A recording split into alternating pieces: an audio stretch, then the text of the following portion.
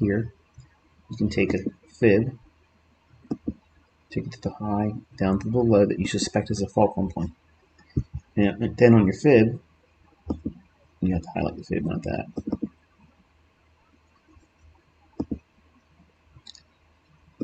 Highlight the fib and do one standard deviation negative and negative 1/2. And I'll explain why in a second. If we are able to, and if it were to move below this point here, let me move it out of because there you go. If it were to break below that, this could act like, let me see if I can come up with that analogy that makes sense here. Say this is a door hinge, okay, and this is the edge of the door, and the door has swung up. If this swings down and below here, it can only reasonably expect to move from this low to this high in the same distance below this low down. That would be this level right here. If I'm in a sell model, which I'm not, I suggested to you already that if it were not the trading day after the holiday and we were not live, I would have taken the short right when it was in here. I would still be short, even where we're at right now, because the stop loss would have to be above the volume and balance up in here.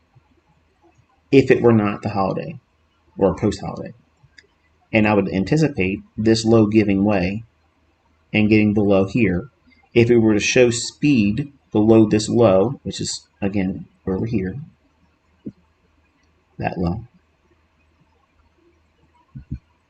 I would expect it to speed up through that, and then I would want to see speed aggressively into -5 or negative 0.5 standard deviation, which is half of this range from high to low, below this low. Half the trade would come off here, and then the balance would be aimed for here plus the spread, like maybe 2 handles. That's how I would handle that. We're in an indecisive day because we're post-holiday. It's the first morning session after Labor Day's holiday. So you have to be very careful about having very strong convictions like I'm suggesting here. But my model for swing trading, and I taught this on the YouTube channel, I'm looking for these types of setups where if it presents an opportunity for me to be short, I'm looking at market structure in a way where it allows me to frame, if it were to sell off from here and be bearish and go below here, that would be the perfect symmetrical price move, this one down here. So I would want to see that type of delivery. But how I would handle it is I would want to see speed as it drops right into half of the range here. If I was in a sell program, if I was in a market that was bearish, if I was in a day where I didn't have any reservations about how the market may be stagnant like it's shown today, then I would not even worry about this level here. It would just be me going short, no partials below this low, hold for the whole show down here, and just use a trailed stop loss properly. And what I just said to you went over the heads of most of you because you're not listening. You're just wanting me to talk about what it's going to do next. But I literally just described to you the optimal swing trader's model. If you know everything else I've talked about on this channel, applying what I just showed you there, you'll know why I'm taking partials on some trades and when I'm not taking them on others. You'll know why I'm saying I'm expecting speed and where I should expect that speed to manifest itself in price. So it can't be just simply taught in like one video or a chapter in a book. It has to be seen with a lot of other supportive lessons.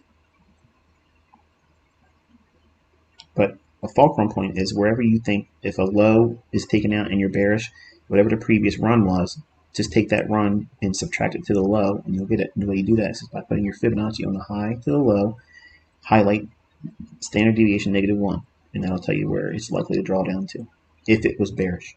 If it was going to be in a sell program and it's moving lower, all things equal, the best case scenario exit on a swing trade would be this level down here.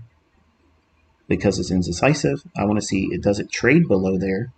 Take out the sell side here, take out the sell side here. If I were trading today, I'm not, and it wasn't the holiday, um, you would be counseled to take something below this low as a partial because you're learning to trust it. And then it makes it a lot easier to hold to see if it gets to this point here. And if it does, then you would take a partial there. And then wait and see, does it deliver to go down to here? If it does, wonderful. If it doesn't, you've paid yourself. And that's how you graduate in your experience, you graduate in your understanding, and it gives you the type of experience that you just can't get from watching videos by me or anyone else. Even if I called the trades live in front of you, and if I did it for months, if I stopped cold turkey and you didn't learn how to do this, you would feel a great deal of anxiety because now your goose that lays golden eggs is no longer giving you the golden eggs, right? And that's why I teach the way I teach. I want you to be your own golden goose or golden egg goose, like where you determine how many golden eggs you're gonna have. You trust yourself, not me. Don't trust anybody else.